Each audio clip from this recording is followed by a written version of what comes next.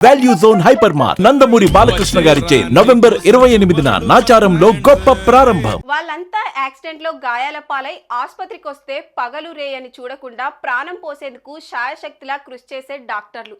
అయితే విధివశాత్తు వారు ఓ రోడ్డు ప్రమాదంలో ఈ లోకాన్నే విడిచేశారు. అసలు ఈ రోడ్డు ప్రమాదం ఎలా జరిగింది?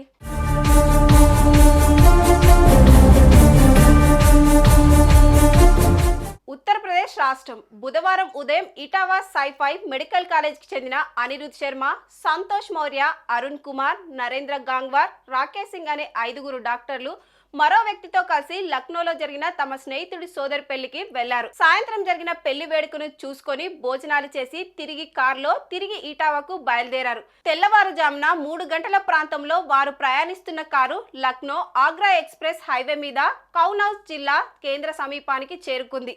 మరి డ్రైవ్ చేస్తున్న వ్యక్తి కునుకు తీశాడో లేక మరో కారణమో ఆ కారు డివైడర్ కు వేగంగా ఢీకొట్టింది.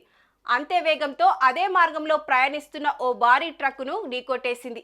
ఈ ప్రమాదంలో కారులో ప్రయాణిస్తున్న 5 మంది డాక్టర్లు ఘటన స్థలంలోనే ప్రాణాలు కోల్పోయారు.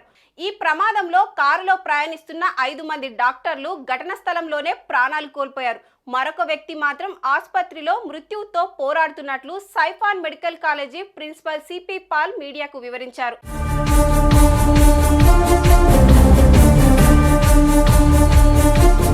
చనిపోయిన డాక్టర్లలో ఒకరికి పెళ్లి నవంబర్ 30న జరగాల్సి ఉంది.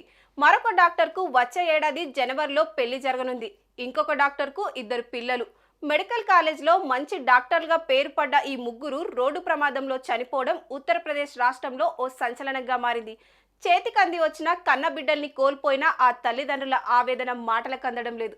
భర్తను కోల్పోయిన భార్య కన్నీటిని ఆపడం ఎవరి తరం కావడం లేదు.